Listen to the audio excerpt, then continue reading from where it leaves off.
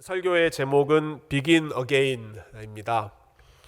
이 제목은 제가 재밌게 봤던 영화 제목이기도 한데요. 10년 전에 만들어진 영화로 기억합니다. 음악을 주제로 만들어졌던 영화이죠. 거기 보면 두 주인공이 나옵니다. 남자 주인공은 아주 한때 잘 나갔던 뮤직 프로듀서입니다. 만드는 곡마다 대히트를 쳤던, 한때는 성공했지만 그 이후로는 계속 실패해서 지금은 폐인처럼 살고 있는 그 사람이 남자 주인공이고, 또 여자 주인공은 역시 아주 실력 있는 작곡가, 뮤지션이었는데요. 근데 남자친구가 본인이 쓴 곡으로 대히트를 치죠. 슈퍼스타가 된 다음에는 다른 여자와 바람을 피우면서 이 여인이 실연을 당하고 또 큰 상처를 받게 됩니다. 그래서 인생에서 큰 실패를 맛보고 있는 이 두 사람이 뉴욕에서 우연히 만나 아주 밑바닥부터 다시 시작하는 이야기, 노래를 새로 만들고 레코딩 스튜디오가 없어서 길거리에서 음악을 녹음하면서 하나씩 회복해가는 그 재기하는 이야기가 이 Begin Again이라고 하는 영화였습니다. 저는 오늘 본문에 나오는 여호수아 8장의 말씀이 꼭 이 Begin Again의 상황과 비슷하다고 생각합니다. 지금 이스라엘 백성들은 아이성이라고 하는 작은 성인데 그 성을 싸우다가 크게 패배한 상황입니다. 그 원인은 죄 때문이었죠. 아간이 범했던 죄, 그리고 아간의 영향을 받은 온 백성들의 죄로 인해서 하나님께서 이스라엘 백성들에게 진노하셨고 징계하셨습니다. 이 전쟁에서 패한 뒤에 백성들의 마음 상태를 성경은 이렇게 묘사합니다. 그들의 마음이 물처럼 녹아버렸다. 물처럼 흐물흐물해져 버렸다. 전혀 전쟁을 하고 싶은 그러한 사기가 없는 것이죠. 마치 큰 실패를 한번 경험하고 나면 트라우마가 생겨서 다시 그것을 극복하는데 무척 힘든 것처럼 지금 이스라엘 백성들이 전쟁에서 실패하고 나서 패배하고 나서 아주 그 실패의 트라우마로 고생하고 있는 것입니다. 그렇게 마음은 물처럼 녹아버리고 다리에는 힘이 빠져서 주저앉아 있는 바로 그 상황에 하나님께서 이스라엘 백성들을 향해서 말씀을 시작하십니다. 그게 오늘 본문이 시작되는 그 배경입니다. 여러분 1절 말씀, 제가 읽었습니다마는 우리가 함께 1절 말씀을 같이 읽어보면 좋겠습니다. 읽어볼까요? 시작. 여호와께서 여호수아에게 이르시되 두려워하지 말라, 놀라지 말라. 군사를 다 거느리고 일어나 아이로 올라가라. 보라, 내가 아이 왕과 그의 백성과 그의 성읍과 그의 땅을 다 내 손에 넘겨 주었으니, 모든 말씀이 참 중요하지만 첫 번째 시작하는 말씀, 여호와께서 여호수아에게 이르시되, 여호와께서 말씀하셨다. 여러분, 이게 오늘 설교의 주제인 Begin Again의 근본 원동력이 되는 말씀입니다. 하나님이 침묵을 깨고 다시 말씀하셨다라는 것입니다. 이스라엘 백성들이 아이성 전투에서 패배했을 때 상황을 보면 말씀이 없었죠. 여호와께서 이르시되 라는 말씀이 없었습니다. 그들의 생각이 있고 그들의 판단이 있고 그들의 보고, 리포트는 있었지만 하나님의 말씀이 없었습니다. 그래서 그들이 패배했습니다. 지금 이 상황은 여호와께서 다시 말씀하셨다, 이르셨다. 그러면 다시 시작할 수 있는 것이죠. 어떤 말씀을 주셨나요? 두려워하지 말고 놀라지 말라. 여호수아에게, 또 이스라엘 백성들 전체에게 두려워하지 말라, 놀라지 말라 말씀을 주셨습니다. 이 말씀은 여호수아 전체가 시작됐던 그 1장에서 모세가 죽고 여호수아가 이스라엘 전체를 이끌어야 하는 아주 무거운 책임감을 가지고 있을 때 하나님이 처음 주셨던 그 말씀입니다. 여호수아, 두려워하지 말아라, 놀라지 말아라. 내가 너와 함께 할 테니까 마음을 강하고 담대하게, 어디로 가든지 내가 너를 형통하게 하겠다. 그 처음 시작의 말씀을 하나님이 다시 지금 주저앉아 있는 이스라엘 백성들에게 주심으로써 그들에게 새로운 시작을 준비하고 계시는 것입니다. 자, 이 상황은요, 우리가 지난주 또 그 전주 말씀을 생각해 보면 지금 이 상황은 이스라엘 백성들과 하나님 사이의 관계가 완전히 뒤틀어져 있는 그런 상황입니다. 등을 돌리고 갈등하고 지금 싸우고, 이스라엘 백성들은 하나님 앞에 범죄했고 하나님은 이스라엘 백성들에게 진노했고, 완전히 관계가 지금 뒤틀어져 있는 그런 상황이죠. 여러분, 두 사람이 싸우게 되면 관계가 깨지게 되면 제일 먼저 나타나는 현상은 서로 말을 하지 않는 것입니다. 여러분 싸워보신 적이 있으시죠? 전혀 나는 싸움이라고는 전혀 모르는 그런 표정으로 보고 계십니다만, 여러분 부부 싸움을 하거나 친구 간에 싸움을 하거나 그러면 일단 말이 없어지죠. 그런 경우에 누가 먼저 말을 시작하십니까?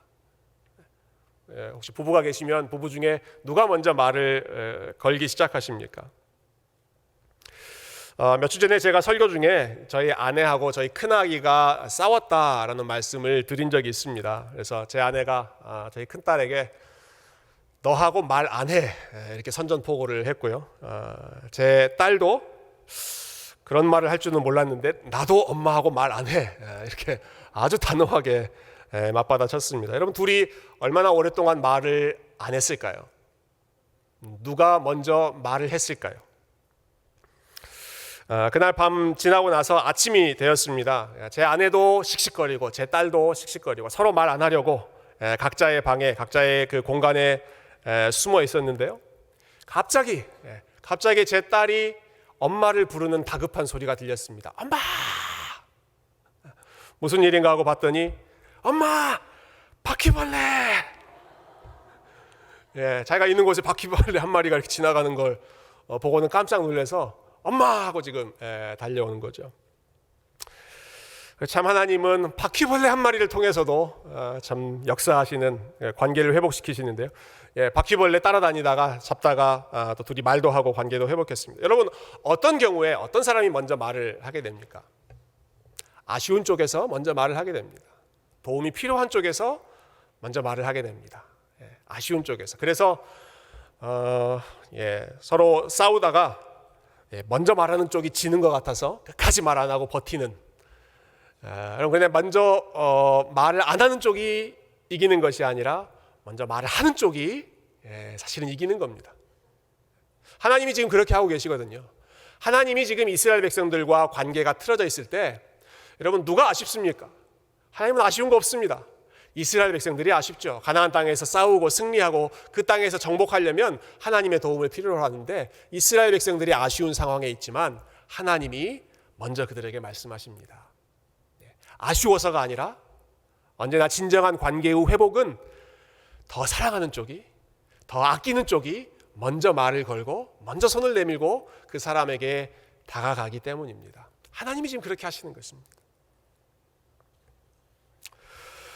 특히 하나님께서 말씀하신 내용 또 그 분위기를 보면 얼마나 따뜻하고 다정스럽게 말씀하시는지 모릅니다. 두려워하지 말아라. 놀라지 말아라. 내가 너희와 함께 할게. 다시 이기도록 내가 도와줄게. 마치 이스라엘 백성들과 하나님 사이에 싸웠던 적이 전혀 없었던 것처럼 전혀 이스라엘 백성들이 하나님 마음을 아프게 한 적이 그런 일이 없었다는 듯이 하나님은 완전히 새로운 마음으로 새롭게 그 관계를 시작해 가십니다. 여러분 이 모습에서 우리가 하나님의 중요한 성품, 하나님의 마음을 하나 알 수 있는데요. 그것은 하나님의 백성들이 잘못했다가 다시 회개했을 때 하나님께 돌아왔을 때 우리 하나님은 어떻게 하시는가? 그들이 범했던 과거의 모든 죄를 잊어버리시고 기억조차 하지 않으신다. 마치 죄를 범한 일이 없는 것처럼 싸운 일이 없는 것처럼 그렇게 하나님은 새롭게 그 백성들을 바라보신다라고 하는 것입니다. 이 하나님의 마음을 잘 보여주는 성경 구절이 하나 있습니다. 구약성경 미가라고 하는 선지자가 쓴 글에 보면 7장 18절과 19절에 우리 하나님을 이렇게 찬양합니다. 한번 들어보십시오.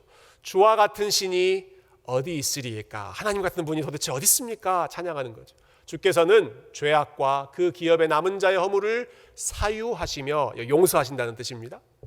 이내 mercy를 기뻐하심으로 진노를 오래 품지 아니하시나이다. 그 다음 말씀이 굉장히 중요합니다. 우리 한번 같이 읽어볼까요? 시작.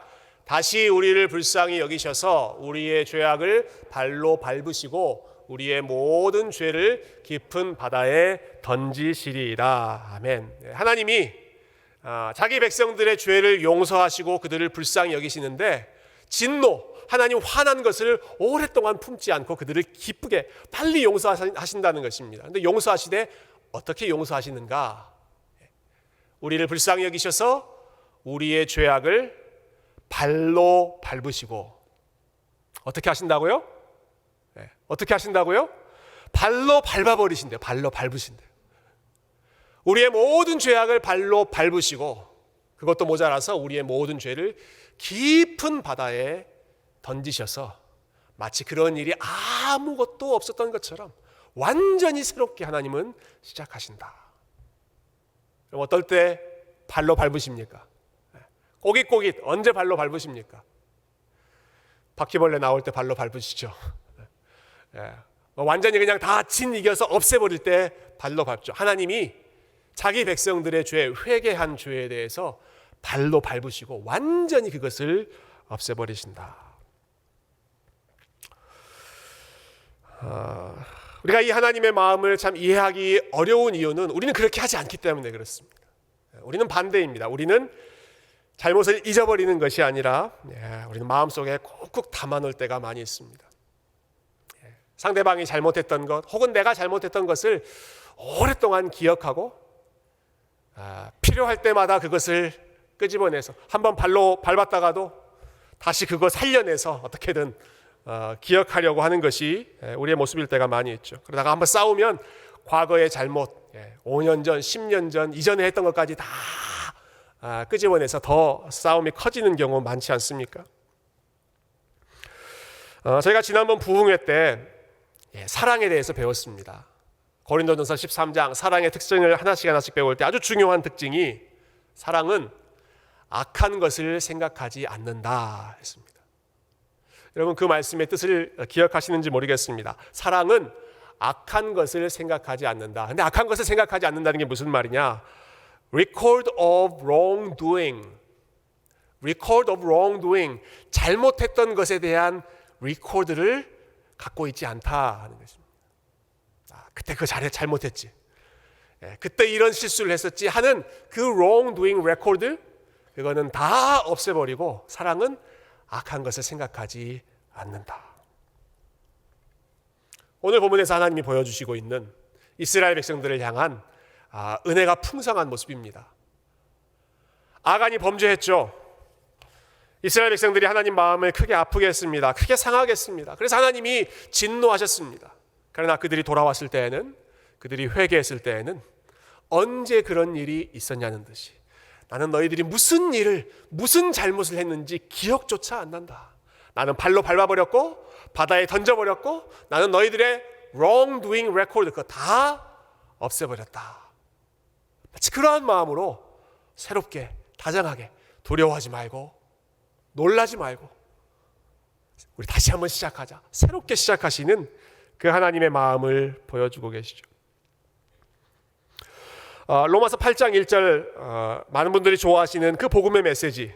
그러므로 이제 그리스도 예수 안에 있는 자에게는 결코 정죄함이 없느니라. 여러분 이 말씀을 믿으십니까? 그러므로 그리스도 예수 안에 있는 자에게는 결코 정죄, 잘못했다라고 꾸짖는 그 정죄가 없다는 말씀입니다. 그리스도 예수 안에 있는 자, 자신의 죄를 회개하고 예수 그리스도께 피하는 자, 그 사람에게는 하나님이 결코 정죄하지 않으신다.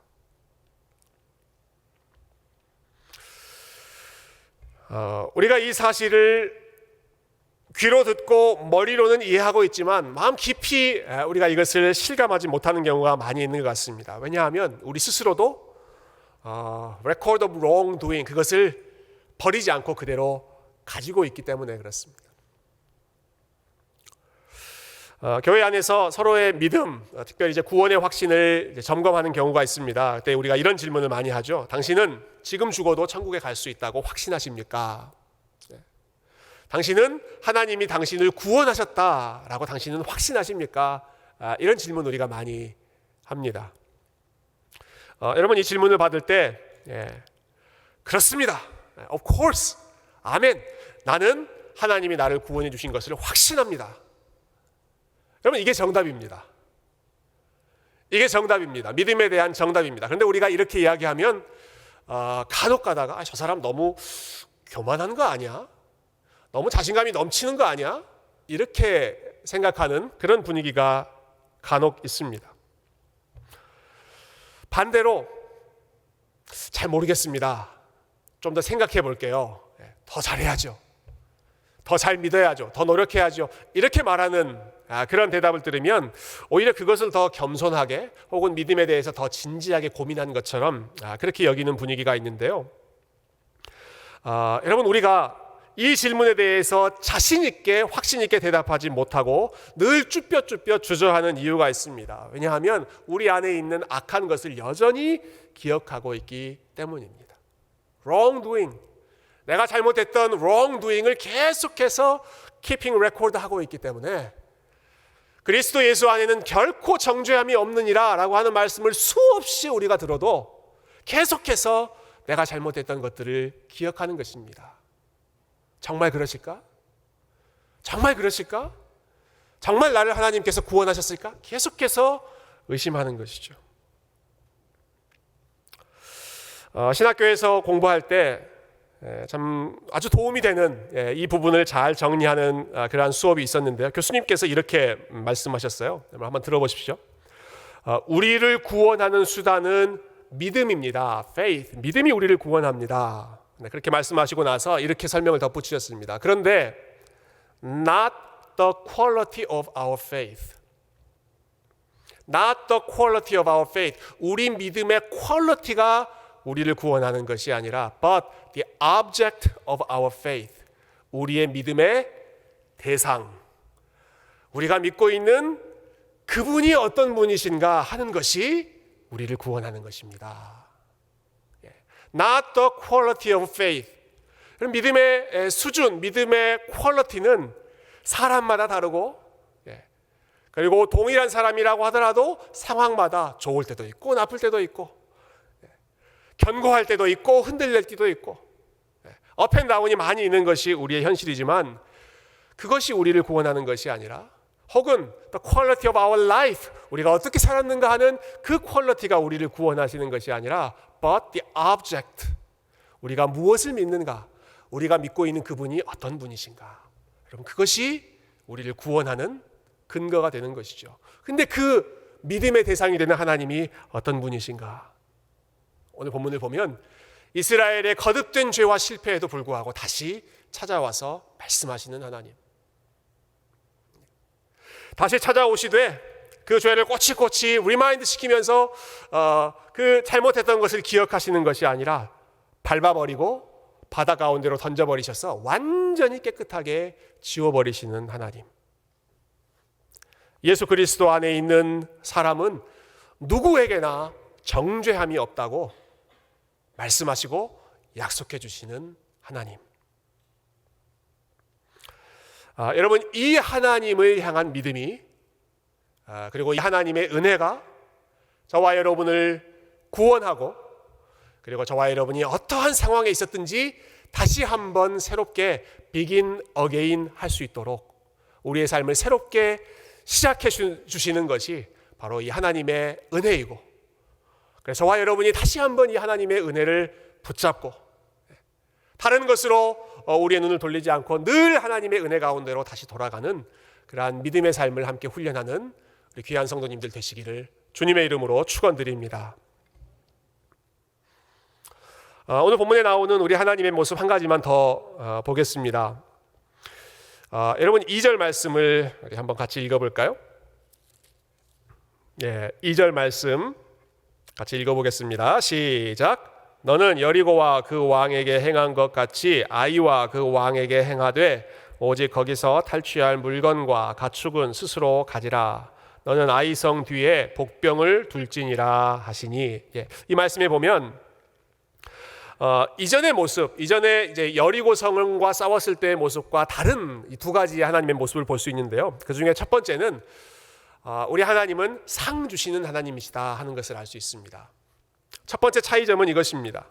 여러분, 여리고 성 전투할 때는 승리하고 나서 아무것도 가져가지 말라고 하셨죠. 다 내 것이다, 손대지 말아라, 아무것도 스스로 취하지 말라 하셨습니다. 근데 오늘 본문에 보십시오.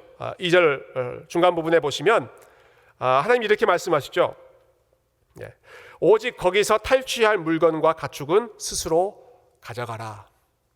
승리해서 전리품으로 발견한 것, 그거 가져가도 좋다 허락하시는 것입니다. 너희가 열심히 싸우고 열심히 노력했기 때문에 승리한 물건에 대한 권리가 있다 인정해 주시는 거예요.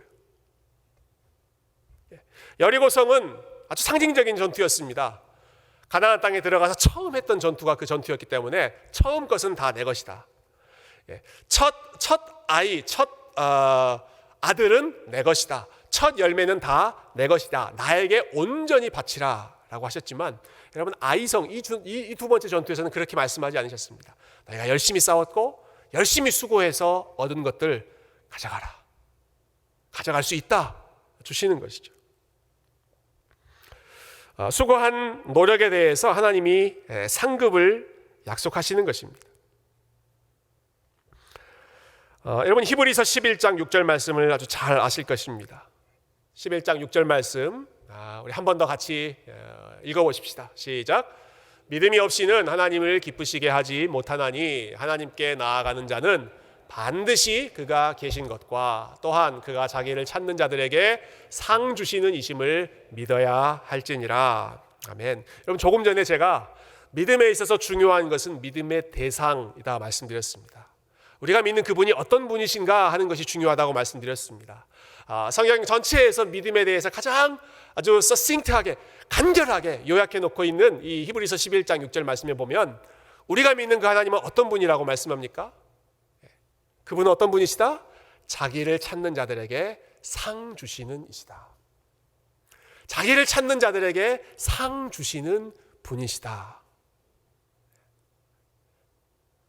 여러분, 우리 이 개혁주의 신학, 보수적인 신학에서는 우리가 하나님의 은혜를 전적으로 강조하기 때문에 우리가 하나님께로부터 받을 어떠한 상, 어떠한 보상 이런 것들에 대해서 이야기하면 마치 좀 믿음이 떨어지는 것처럼 하나님의 은혜를 좀 훼손하는 것처럼 그렇게 생각하는 경향이 많이 있습니다.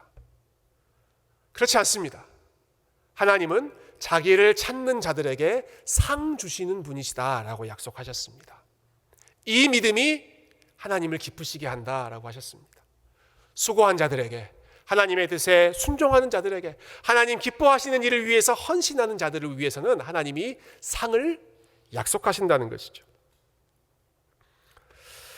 이스라엘 백성들이 이집트에서 노예 생활을 마치고 출애굽, 이집트를 빠져나올 때 여러분, 하나님은 그들이 빈손으로 나가지 않게 하셨습니다. 하나님이 이렇게 말씀하지 않으셨어요? 야, 너희들 노예 생활 400년 동안 노예 생활하던 거 내가 해방시켜준다. 그것만으로도 감지덕지하게 생각해라. 이렇게 말씀하시는 것이 아니라 이집트 사람 너희 이웃들에게 가서 은도 요구하고 금도 요구하고 의복도 요구해라. 너희들이 지금까지 수고한 것에 대한 정당한 보상을 받고 나가라. 하나님 이렇게 말씀하셨죠. 광야 생활을 마치고 지금 가나안 땅에 들어갈 때에도 너희들 이 땅에서 사는 것만으로 감지덕지해라 이렇게 말씀하시는 것이 아니라 아이성 들어가서 열심히 싸우고 그 성에서 너희가 전리품 얻는 것은 너희들이 가져가라. 수고한 것들에 대한 보상을 하나님이 충분히 해주시는 것입니다. 이때 제일 아쉬운 생각나는 사람 아간이죠. 아간. 조금만 기다렸다면, 그가 하나님이 어떤 분이신지를 정말 알았다면, 하나님이 좋은 것으로 기다리고 계시는 분인 것을 그가 믿었다면 조급한 마음으로 하나님이 가로채지 않고 기다렸을 텐데, 그랬다면 하나님의 복을 받으면서 본인이 원하던 은도, 금도, 의복도 누릴 수 있었을 텐데 하나님을 신뢰하지 않고 기다리지 못했던 그의 조급함이 모든 것을 망쳐버렸습니다. 그러나 반면에 하나님의 말씀에 순종하고 하나님의 뜻대로 걸어가는 자들에게는 하나님께서 풍성한 상급으로 약속해 주셨습니다.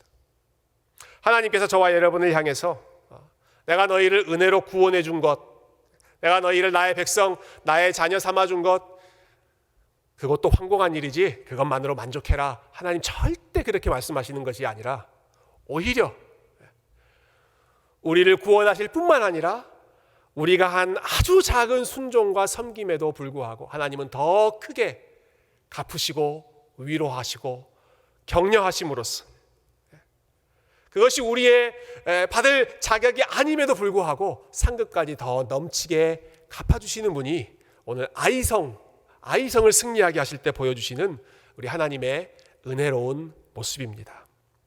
또 한 가지 특이한 부분이 오늘 본문에 나오는데요. 이전에 여리고성 전투와 비교해 봤을 때 아주 중요한 차이점 한 가지는요. 승리를 거두게 하시는 방식이 다릅니다. 방식. 승리하는 그러한 방법이 다릅니다. 여러분 여리고성은 어떻게 무너뜨렸습니까?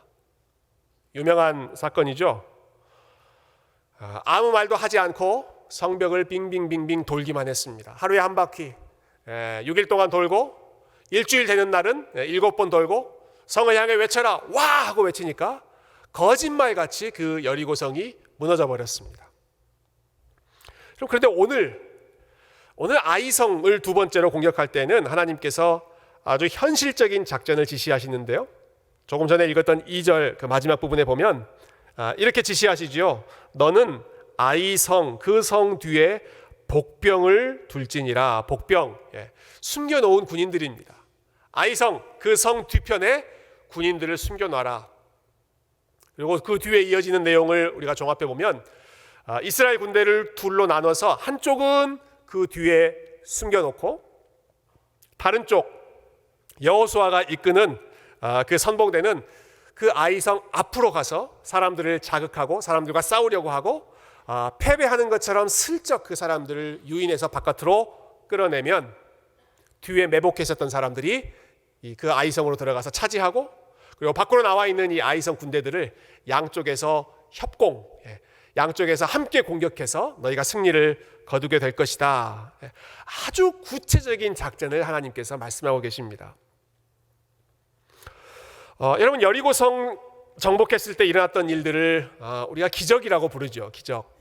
그냥 돌기만 했는데 그냥 성을 향해 외치기만 했는데 성이 와르르 무너졌다. 참 놀라운 기적, 신기한 일이지 않습니까? 반면에 오늘 본문에서 나타나는 이러한 사건들은 어떤가요? 아이성, 매복도 하고 적을 유인하기도 하고 밖에서 치열하게 싸우면서 양쪽으로 협공도 하고 그렇게 해서 전쟁에서 승리한 이런 사건들은 여러분 이것은 기적입니까? 아니면 그냥 인간들이 열심히 노력해서 얻은 결과물입니까? 우리가 이것을 사실 기적이라고 하는 단어를 붙이기는 조금 어색한 부분이 있지만 그러나 분명한 것은 여리고성을 무너뜨린 것도 하나님이 주시는 승리였고 이스라엘 백성들이 아이성 뒤에 매복했다가 군사작전을 펼쳐서 열심히 준비해서 승리를 거두는 이것도 역시 하나님이 주시는 승리였습니다.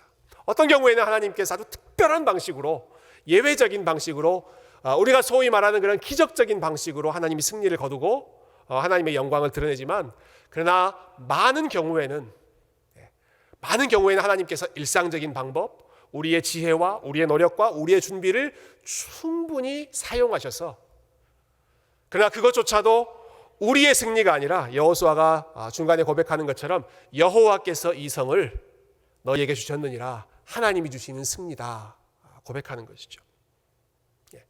열심히 노력하고 열심히 계획하고 열심히 준비하여 하나님이 지시하신 대로 승리를 거두는 것이 오늘 본문에서 아이성을 정복했던 새로운 방식의 싸움이었습니다. 여호수아 8장을 지나가서 그 뒤에 가면 그 다음에는 매복하는 그런 작전도 아니고 정면 돌파하는 그런 작전이 나옵니다. 즉 여리고성을 정복했을 때의 싸움, 아이성을 쳤던 싸움, 또 그 다음의 싸움이 각각 하나님이 다른 작전을 통해서 싸우게 하시고 승리를 거두게 하신다라는 것이죠. 우리가 하나님에 대해서 배울 수 있는 교훈 한 가지는 우리 하나님은 참 다양한 방식으로 일하신다 하는 것입니다. 아주 다양한 방식으로. 어떤 하나의 방식만 고집해서 일하시는 것이 아니라 이 사람에게는 이런 방식으로, 저 사람에게는 저런 방식으로, 이런 때는 이런 방식으로, 저런 때는 저런 방식으로 우리에게 주어져 있는 여러 리소스들을 활용하면서 그 가운데 하나님의 지혜를 드러내시는 것이죠. 저희가 지난 금요일에 우리 유스그룹 학생들의 간증을 들었습니다. 입교 세례 받는 학생들 우리 한 명 한 명 9명이 간증을 했는데요. 모두 다 동일한 하나님을 믿음으로 고백했지만 참 흥미롭게도 각자 하나님을 만나게 된 계기, 믿게 된 계기는 모두 다 달랐습니다. 어떤 사람은, 우리 어떤 학생은 스포츠 때문에 힘들어하다가 하나님께 의지하고 하나님을 경험하기도 하고, 어떤 학생은 성적 때문에, 또 어떤 학생은 건강 때문에, 또 어떤 학생은 사람들과의 관계 때문에, 어떤 학생은 책을 읽다가 하나님을 만나기도 하고, 어떤 학생은 수련회에서 뜨겁게 기도하고 찬양하다가 순식간에 하나님을 만나기도 하고, 정말로 다양한 방식으로 하나님께서 역사하셔서 각 사람을 사용하시기 때문에, 여러분, 그래서 우리가 이 하나님의 다양한 승리의 방식, 일하시는 방식을 향하여 겸손하게 마음을 열어놓는 것이 하나님의 때와 하나님의 방법을 기다리는 지혜로운 겸손한 믿음의 반응인 줄로 믿습니다. 여러분, 하나님을 내가 알고 있는 틀 안에, 내가 경험하고 있는 틀 안에 딱 가둬놓는 것이 아니라 열어놓는 것입니다. 하나님이 이렇게도 역사하실 수 있고 저렇게도 역사하실 수 있기 때문에 열어놓는 것이죠. 우리의 생각, 우리의 경험, 또 우리의 지혜를 뛰어넘어서 역사하시기 때문에 내가 이전에 경험했던 방식, 내가 이전에 좀 잘 됐던 그러한 방식을 고집하는 것이 아니라, 예전에 이렇게 했으니까 잘 되더라, 그것을 그대로 반복하는 것이 아니라, 지금 이렇게 하고 있으니까 잘 되더라, 이걸 또 그대로 고집하고 반복하는 것이 아니라, 중요한 일이 있을 때마다, 우리가 계획하는 것이 있을 때마다 매번 새롭게 하나님 앞에 의지하고 하나님께 길을 묻고 하나님께서 어떠한 길로 인도하시는지 기도하고 말씀을 통해서 그 길을 찾고 또 하나님을 사랑하는 지혜로운 사람들이 함께 생각을 나누고, 그러한 방법을 통해서 새로운 시작, 새롭게 일하시는 하나님을 경험해야 합니다. 그렇지 않으면 우리는 실패에도 매여 있을 수 있지만, 사실은 우리가 잘했던 성공과 우리의 노하우에도 매너리즘에 빠져서 그대로 반복해 가다가 새롭게 역사하시는 그 하나님의 손길을 경험하지 못하는 그러한 우를 범하기가 쉽습니다. 오늘 설교의 제목인 Begin Again이라고 하는 이 사실은, 여러분, 새롭게 시작하는 것, 다시 시작하는 것은 한번 넘어졌던, 실패했던 사람들에게만 필요한 것이 아니라 모든 사람들에게 필요한 일입니다. 모든 사람들에게. 지금 잘 풀리고 있는 그러한 상황 속에서도 거기에만 갇혀 있는 것이 아니라 하나님이 새롭게 하시는 것을 기대하고 쫓아가야 됩니다. 여리고성 열심히 돌았더니 성 무너지더라. 그래서 아이성 가서도 또 똑같이 열심히 돌고만 있으면 그것은 잘못된 방법입니다. 하나님의 뜻은 다른 방식이기 때문에 그때그때 하나님께 또 지혜를 구하고 하나님을 의지하는 것이죠. 우리 교회 이름처럼 New Church,